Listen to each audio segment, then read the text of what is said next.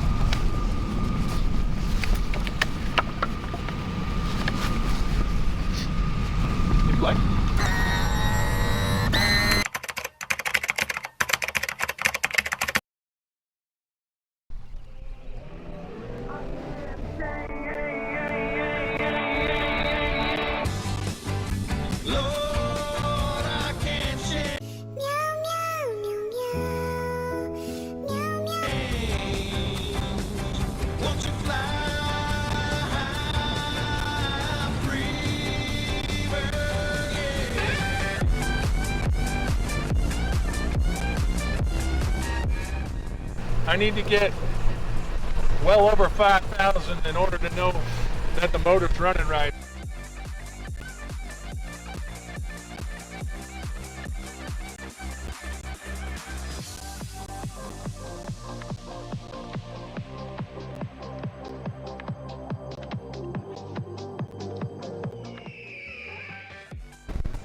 So how do we do there? Not quite as good. Because I was messing more with the hydraulic jack, trying to figure out where these bass cats like to run at. But it's definitely got the throttle there, so it's a matter of get the trim and the height on the jack plate set right. And it when I started to raise the motor out of the water a little bit, it jumped like 400 RPMs right away. So yeah, it's I'm gonna say that it's just gonna take some tweaking. The way that the planing hole works is you got to find that sweet spot where there's math that's involved between how far back the motor sits, how far down in it goes. The sweet spot is wherever the hull is riding at the best efficiency, and then the anti-ventilation plate on the motor is right in line with the bottom of the hull.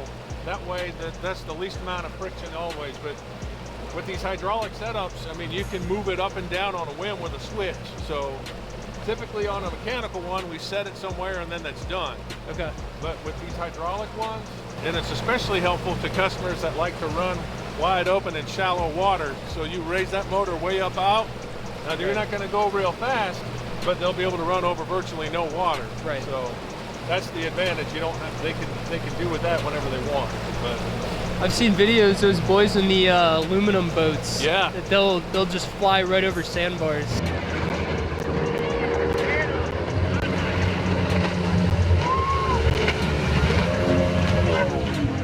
Yeah.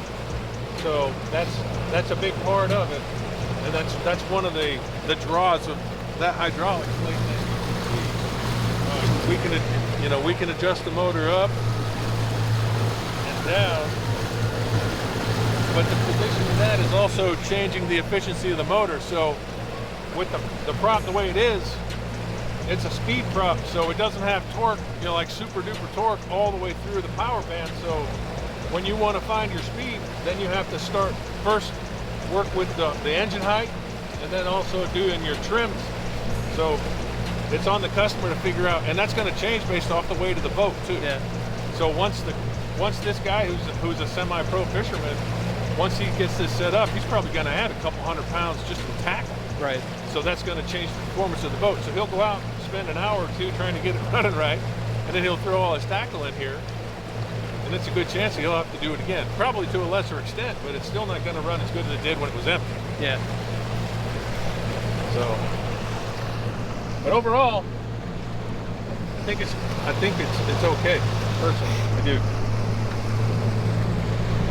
I'm gonna try one more here.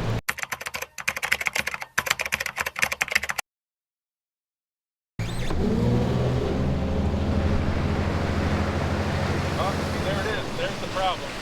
That time it didn't come up on RPM.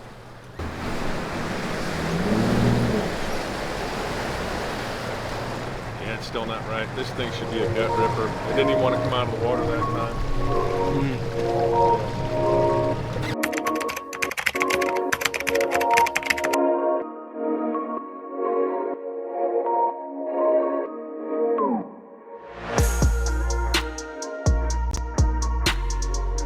That would also make sense, is every use on that cable is just moving it and progressively making that sensor read more and more and more incorrectly because of that rigging grommet's been modified.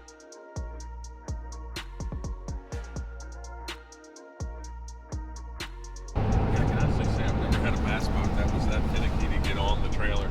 Because normally when it goes into the bunks, It just seats right. it's like two hands holding a baby's butt. What? Bro, what are you talking about, man? Right, and when you hit it, and then as the pressure, the more it tracks up, the more it seats right exactly where it needs to be. So I've never seen one go crooked like that. But there is a magic depth, you know, for backing the trailers in, and that just comes with experience. So that was the first bass cat I've ever trailered. Jersey Mike's is right down the street on the left. It's literally right next door to Dunkin' Donuts. What's your go-to order? I like the club. The club? Yeah. Not the Supreme, just the club, because the roast beef is always a little dry. I think that the key to making sure you really enjoy your sub is to have them put a little salt and pepper on the tomato. You know, because it really just fires the flavor out of that tomato. Yep. You know, for backing the trailers in. And that just comes with experience. So that was the first bass cat I've ever trailered. So gotta find a sweet spot for every hole. Hungry. That Jimmy John's? No, not Jimmy John's. Jersey Mike's. Jersey Mike's. Magic depth, you know, for backing the trailers in. And that just comes with experience. So that was the first bass cat I've ever trailered. Kind of just makes sense. It seems like the more we drove that boat, the worse the performance got, though, right? I mean, It did seem like that, yeah. It just like the power just seemed to keep slipping away and slipping away and slipping away. And I looked down. We hit 5,300 RPMs, and I never got that again. So my money is that I'm gonna check the voltage on that accelerator position switch. That's the one I was telling you that tells the throttle plate, tells the throttle controller how far to open and close. Right. And I bet you the voltage is going to be off again. So if that's off again, then for sure I know what has to happen. Whee!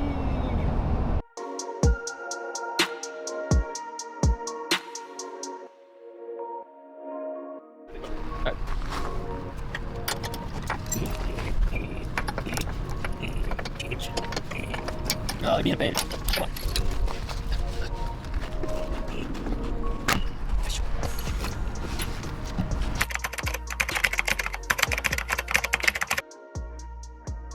All right, so the customer complaint was that this boat was not coming up to wide open throttled RPM range. So initially my thoughts were that the acceleration position switch was simply just not sending the right signal to the throttle control valve. So somewhere in between there it was just getting hinky. So I knew that my voltages were off, but I couldn't figure out where it was coming from. So I did a little bit of deeper looking, and if you can come around here and look down in. So, but what happened when they rigged it, this cable was out and down in here like that. And without that being locked into the keyway, what was happening is the sheathing on the cable could then just move with the foot pedal. So it would get to an end and then you could open a little bit, but that sheathing on the outside would just simply transmit the energy along with the cable. So the way we had to fix this is we had to make sure that the rigging process was corrected. and put that into that keyway and then lock it into place. Let's get this back onto that APS. Reset.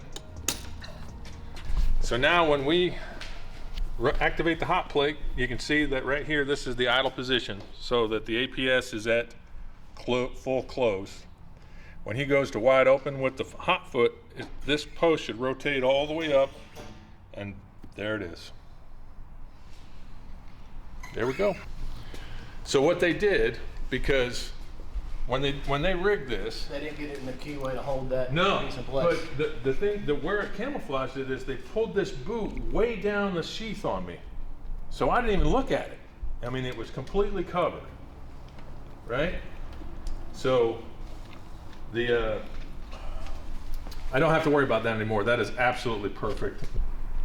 So why, whenever we revved it up the first time and like Well, ripped see, into that's it? a great question. So I was fiddling with this, and I was indexing the cable. That's what it's called, kind of like you put it where it's supposed to be so that it was working. So it was set in the right position, but every time we opened the throttle, that would allow the sheathing to get pulled further and further out of where it's supposed to be, because it was not locked in that little keyway where the cable is indexed. So it's money now.